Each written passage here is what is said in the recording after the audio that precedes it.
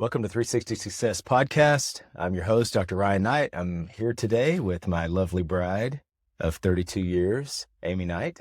And today we're going to dive into some marriage stuff. And first, just talk a little bit about our story. 32 years of marital bliss we thought we would share with you guys. And anyone that's been married for a while knows that is not true.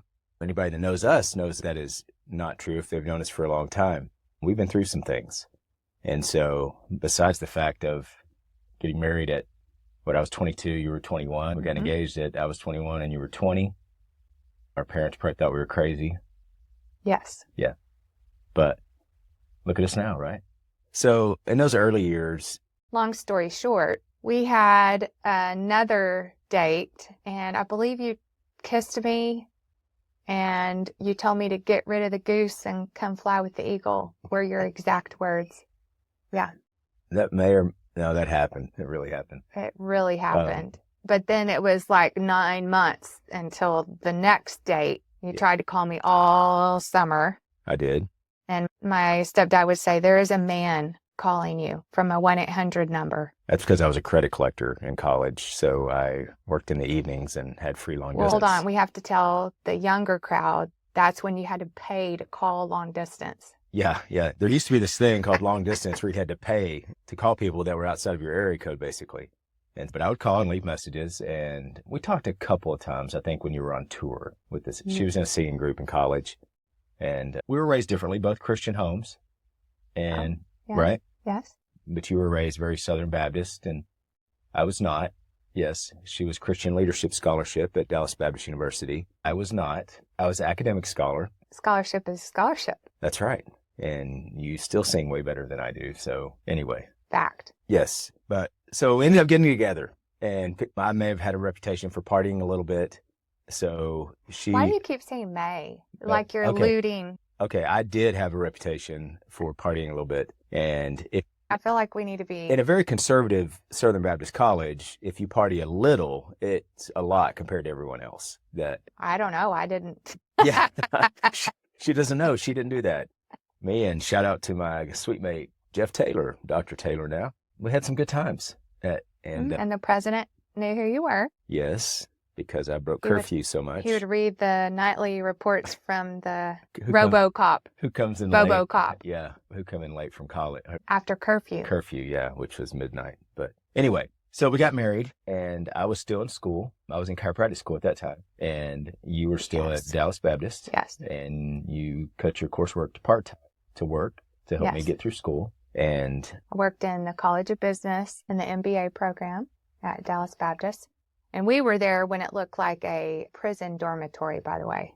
It looked nothing like it does today. It's a beautiful, we're really proud of it. It's really beautiful now. Yes. We're waiting for them to name a building after us, though. You have to give them a lot of money first.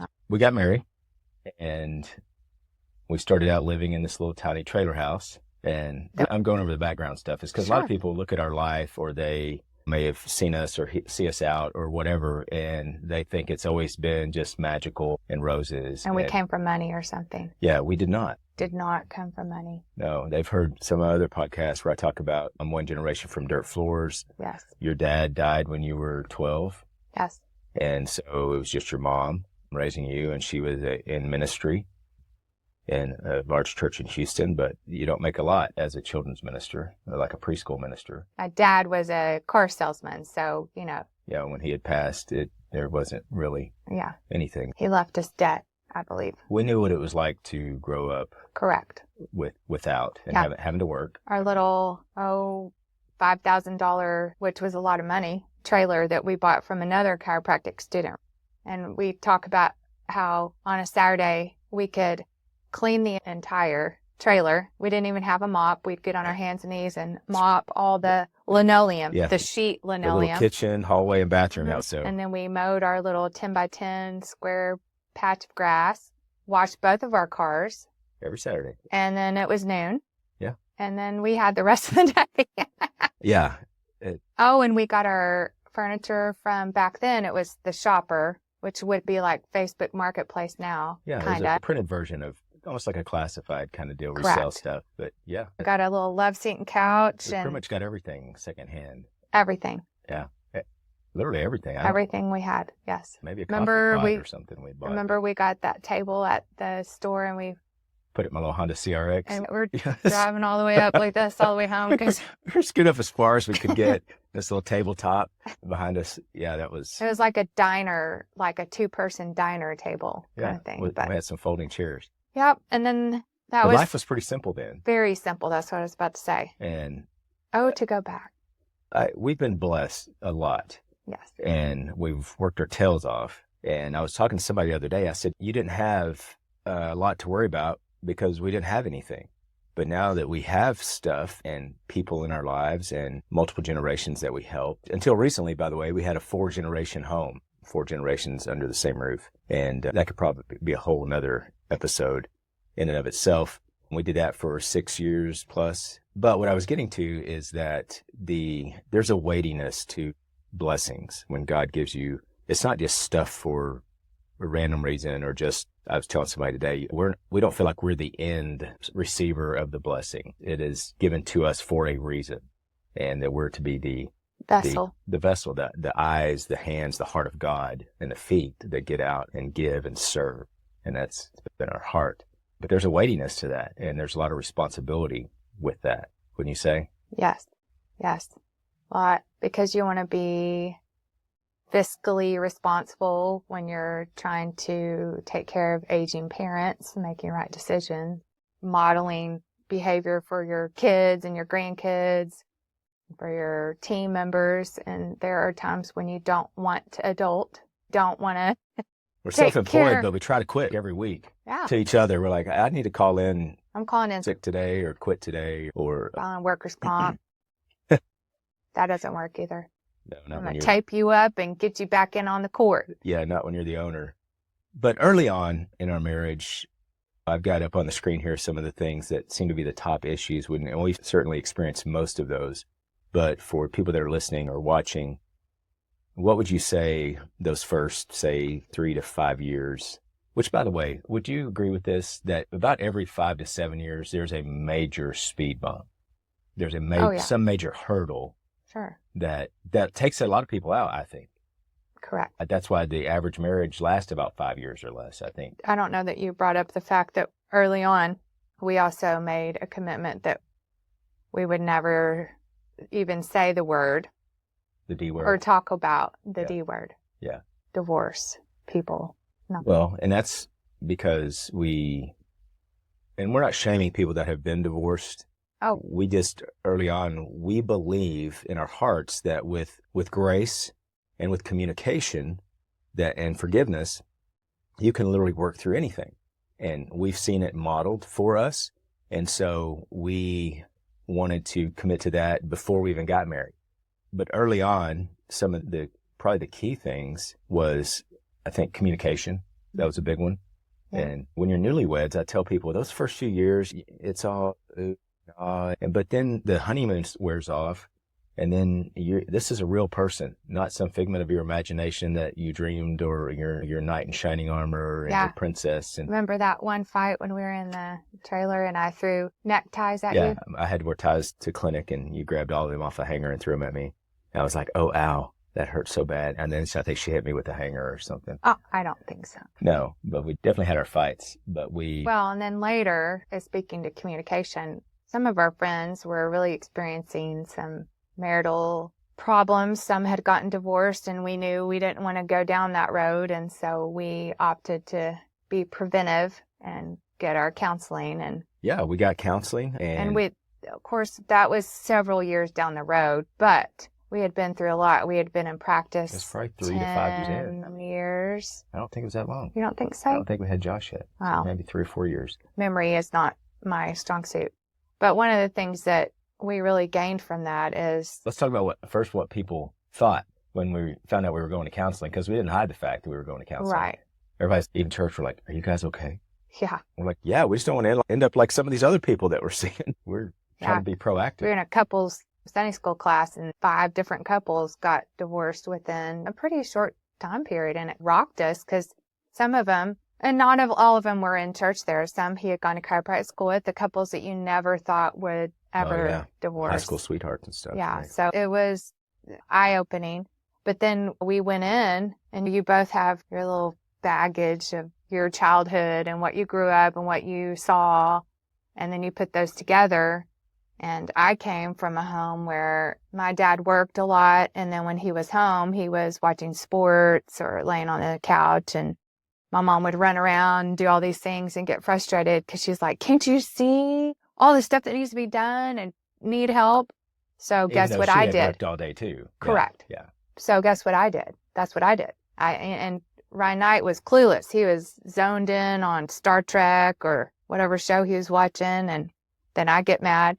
And one of the very first things I remember our counselor telling us is that you have got to click his mouse and wake him up. And hey, honey. That's right. Get my attention. I need your help doing this because you think that he's an adult. He should know. No, he didn't know. If you would just ask, but that would just get all over me. I'm like, why should I have to ask? Because I was in my nothing box. Correct. Or whatever. And for those of you that have never heard of this, there's a book called Men Are Like Waffles and Women Are Like Spaghetti. And women, everything's confluent and it touches and intermingles. And that's why we can have a conversation. Yeah. And it just goes from one thing to another. But then men have their little boxes or big boxes. And they're very compartmentalized. And so you can literally ask Ryan, what are you thinking about? And he'll say, nothing. And I never. Can't relate to that. Never. But then he has work and home and children and finances and nothing. Parents and sex. Here's another nothing. Yeah. And all health, all these boxes. And then mine's a big old pot of pasta all mixed up. Yeah. Some are cooked a little too much. Some are undercooked. So learning how to communicate effectively. Huge. Is huge. And according to ChatGPT, that's the number one reason communication breakdown that people end up splitting up is poor communication. That leads to resentment and it leads to emotional distance. Those two things are not good. The longer you stay separate or you distance yourself from your spouse, then the things that brought you together and tie you together start to detach. Just like our nervous system, pathways that aren't used, they just start to break down and they detach all the little neuron attachments. Same thing. So my other favorite, I wish I could remember what her name was. We had two counselors, but the other one was the ruler, the expectation. Yes. And so you have all these, like a ruler, let's say for every hash mark, there's these expectations you have for your spouse. And she said, but what you're doing is you're hiding it. You know, it's back here and you're just expecting him to know what's on that. And she's like, you got to show it. You got to tell him. Yeah, same for me. Of course, for me, it's my mom. I measured you by a lot of the stuff that she did grow up. But she was a stay-at-home mom, and things were a lot different in that house versus our home because we were both working. We didn't have kids or whatever at the time. But yeah, that the yardstick or the ruler that we were measured by, but we didn't show each other what the expectations were. We didn't communicate that. And so that was very powerful because it's not fair to have uncommunicated expectations. Mm-hmm. And learning that was a huge deal. And we've used that a lot. I just think about, sorry, Mom. I don't remember you being a big cook. I think you were with my other siblings.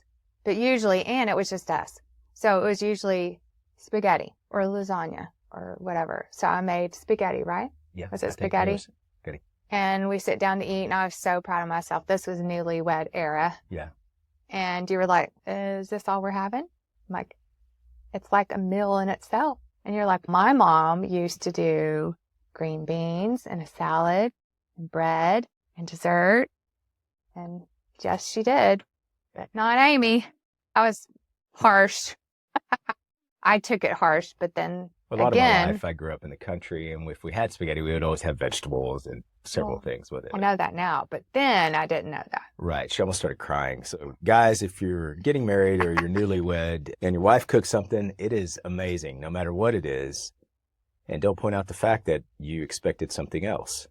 I don't care if it's vegetables, salad, French fries. We had some friends when we were newlyweds that he grew up eating French fries with their spaghetti. James and Cherry. Yeah, we went to eat over at their house and they had spaghetti and they had this big plate of fries. And I'm like, these are odd combination. And of course, his wife's, he grew up eating, if they had spaghetti, they had French fries. So everyone has something that is an expectation. I grew up, like I said, my mom was a stay-at-home mom. Your mom wasn't, but our dads were similar in the fact that they were old school. They worked hard all day and wanted to come home, eat dinner, sit on the couch and watch TV or whatever, while mom continued, even if she had been working all day, continue to take care of the house, the kids, and all that stuff. And so that leads to additional things down the road. And kids go outside and play. That's right. Yeah. Yeah.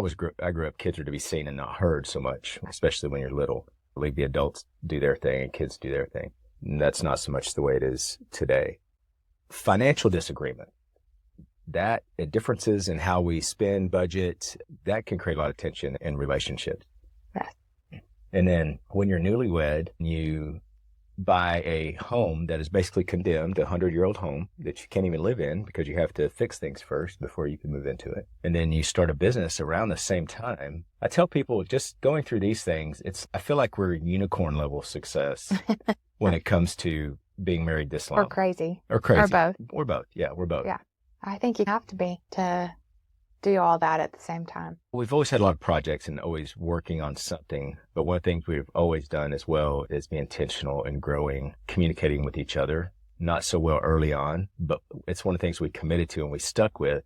And another counseling deal that we were in, or session, I remember lots of counseling, lots of money spent on counseling. But we're sharing it with you for free. That's right. I remember one of the counselors talking about when you have issues, don't turn it into a you always or you never. And that becomes a personal attack. And just because there's an issue between you doesn't mean that the issue is the other person. That's not their identity. This is still the person that you love. It's us, and there's the problems. That's right. Picture yourself sitting side by side at a table, and the issue is on the other side of the table. And so we want to attack and resolve the issue, not attack each other, because that just puts up barriers and creates distance. And again, that's not going to help your relationship. That's going to become divisive, and it's going to create hurt because it becomes a personal attack. And we fell into that for a little while. You always this, or when I'm doing this, you always that. And one of the most effective things, I think, that we have a lot of effective things,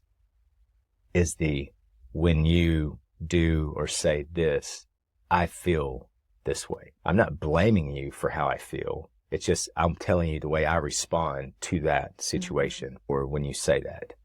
And I think we both use that quite a bit still to this day, because we can be in a mood or say things, and I have a tendency to come in hot. Yes. You like Kramer. You will. Oh, well, redo, what? Right?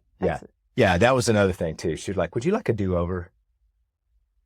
That is so gracious, giving people do-overs, but she would do that for me. And I would on occasion, because you're not perfect. No. But didn't say. So what you're going to get on this podcast, when we're talking about marriage and relationship, it's going to be real talk. It's us. And because I feel like, and we've taught marriage and family classes at church and done marriage mentoring and stuff, I feel like that a lot of times the tools, the books, the workbooks are all geared toward, if the guy would just do better and learn your love language, then your relationship would be a whole lot better. Remember, is it Brene Brown that says it's not 50-50? Yes. It's 100-100? Correct. And then my other favorite thing that she talks about is every day they do a little check-in, and her husband will say, how are you feeling today? And she's like, I'm 20%. That's all I got left. And he goes, okay, I'll be the 80. Yeah, that's a give and take. And then she said there might be another day where he's the opposite. And so they just pick up for each other. And I love that, because that's especially true. When we had all the generations in our house, there were days where you have had a rough day at work and then you come home to kind of chaos. Yeah. I've had 9, sometimes 10 people. We had our daughter-in-law's brother live with us for about a year or so. And dinner time, bath time, bedtime. Yeah. Oh, and we forgot we had dogs. We have that too. But it was just, it's a good way. It was a great season though. Oh, for sure. I wouldn't trade it for the world. In fact, I miss it. I grieve that season now. Grandbaby's there. That's right. But the communication, the thing that we've learned is that it can roll over to other relationships too. It's not just us. We do it at work. We do it with our family, do it with our kids. Because we have about 25 employees and they're men and women. And just like when you come together, you have different backgrounds. Every single person that we work with or work for us has a different background. And so how we approach them or learn to communicate with them, all those are different. And You know, you can either just be old school and this is just the way it is, or you can try to communicate effectively and lovingly towards each individual person. Yeah, that's right. But yeah, like we were saying, I tend to come in hot on things, but you are more contemplative, and I've grown quite a bit in that. Have. Yeah. Financially speaking, where we had made an agreement that we wouldn't spend over a certain amount. And then I believe I went somewhere. You don't have to tell everything on this podcast. I went somewhere with my mom and sister, I think. Went to go see my sister, and someone bought a bike, a motorcycle. Wait. There's a whole backstory to this, which makes it even worse. Okay? Yeah. You're not helping yourself. I'm not helping myself. But that's great when it comes to financial. Let me get a drink. Yeah, let's get a drink here so we can talk about this. Handle the BS about to come out of your mouth. It's 100% honest, I promise. So in about 2003, I had got dirt bikes for me and the boys, and some friends of ours had dirt bikes, and Sunday after church, we'd go out and we'd ride all afternoon on some land up in Oklahoma, and we built jumps and all this stuff. One day, I have a horrendous accident, and I was 20 plus feet in the air, separated from the motorcycle, and I did the running man thing in the air. I had on all the helmet, shoulder pads, chest protector, boots, all the things, but I landed just right, and I broke 6 ribs, separated my sternum, my pelvis, bad concussion, shattered my collarbone in multiple pieces, ended up in ICU. And yeah, that was the end of motorcycle stuff. There were a couple little stories. So we thought. Yeah. And that was a dirt bike though, right? That was my man thinking, which is not always the best. And so she goes out of town, and I go down to this motorcycle shop with my dad, who wanted to just look at these motorcycles. And we both end up buying motorcycles without me even discussing with her, because we had a rule at that time that we're not going to spend any significant amount of money without discussing it with each other. I think it was like $500. I think it was like $50. And if it's anything large, like it was going to require payments or anything like that, then definitely conversation. But not this time. I broke the rule. Let's just be honest. I try not to cuss it, but if I'm going to be an ass, that was the most asinine thing. One of the most asinine things I've done. I'm not throwing you under the bus, but I also believe at that time, we already had Josh, and we desperately were trying to have baby number 2. Oh, yeah. And for him to buy a motorcycle, that is not a family vehicle. And I believe your comment also was that you bought it, or that you were just done with trying, and it was just for us to enjoy. That was a much later conversation. Okay. And we will get to that eventually in one of these podcasts on marriage. Very hurtful. Like I said, you guys are going to get the real deal, the story, because infertility was one huge, I call it the dark years. It was the darkest, probably 2 years of our marriage. And it was not fun, but we will talk more about that. Maybe later this episode. We're going to probably break this up because it's going to be a long one. But the financial deal, I bought the motorcycle. I sent her a picture of it from the garage at our house and said, "Happy birthday to me," because this was about August. My birthday's in September. And I'm pretty sure if she could have punched me through the phone, she would have. So it became known as the damn bike. That's why I asked if we could cuss. Yeah. Needless to say, I was not happy. But I did eventually embrace it to a T. I mean, a point, not to a T. Right. We rode together quite a bit until someone put out in front of us. We almost wrecked, and then we sold it. We went to Talamina, something. Mena, Arkansas, up through that beautiful drive. And it was very nice. And we went with other couples on their motorcycles. So it was the only long trip we ever took. And we did a couple of little day trips. But the poker runs and things like that. I couldn't think of what they're called. But we were at 84. We made the best of it. We did. We made the best of it. Me. Yeah. We. But like I said earlier, there's a lot of grace there and on your part for that. But again, we've made it through that, but finances can be a big issue. And from that though, we determined that we weren't going to do that again because of the rift it caused. And you apologized. My goal wasn't to hurt you. I just didn't think it through. It was an emotional thing I did, and unfortunately, I couldn't undo it at that time. So let's enjoy it. Yeah. So, yeah, might as well. So we enjoyed it for a season, and then that season was over. And now I'd rather be in the air-conditioned, nice car to drive around and sightsee than on a motorcycle. Yeah. There's something about that, just as a man, I think, as a wind in your face and all that stuff, but not when it's 110. Hold on. We didn't tell the story about, you can't tell on camera, but if you know us, I'm a smidge taller than him.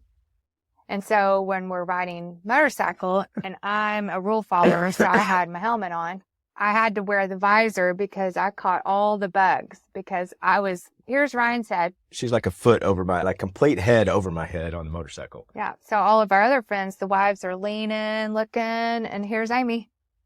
I could see everything. She could film her trips from up there, pictures and everything. It's great. So I think unrealistic expectations. We talked a little bit about that. We did.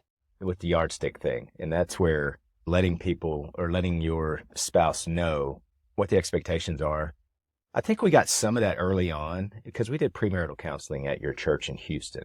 And they had a licensed counselor on staff, which did some psych eval stuff on us and told us some stuff going in, which that was very effective later because they're like, look, she's going to have issues because she feels abandoned. She had no choice in her dad dying, but that's going to be an issue. And set things up so that these are things that you can expect. And I think also because my parents had marital issues, your parents had obviously fought and done all the things, and we're both the youngest of blended families, we had seen how rough that could be.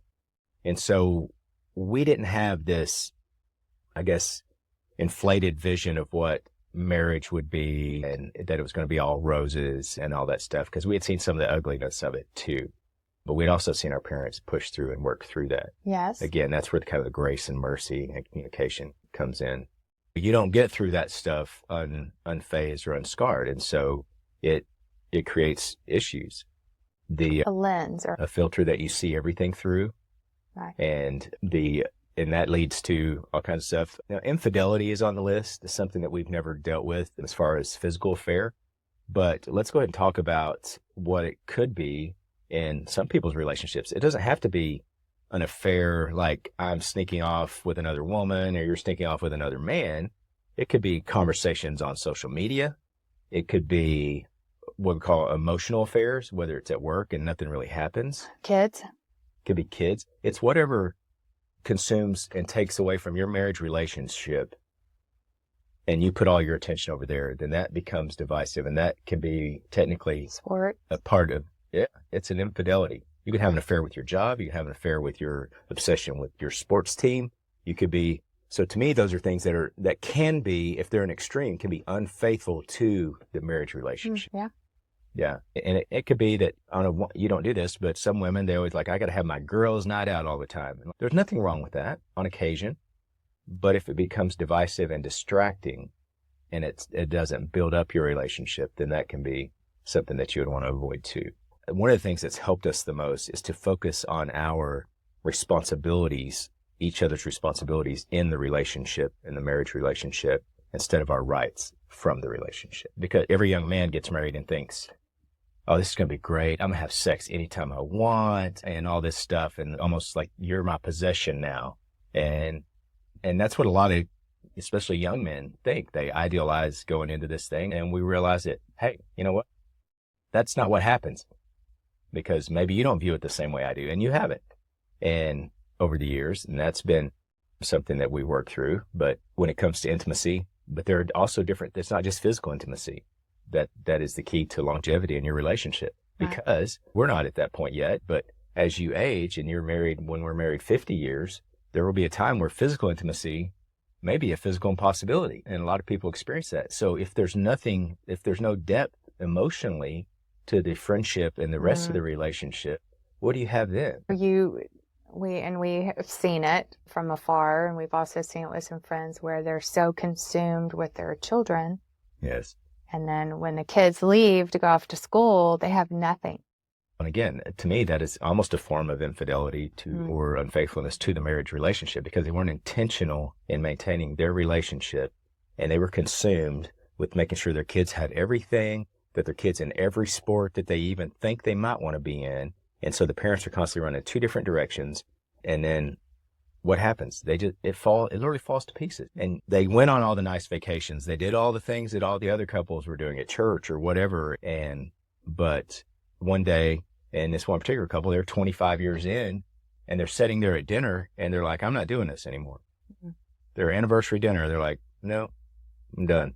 And I can't imagine investing that amount of my life and time into something to walk away from.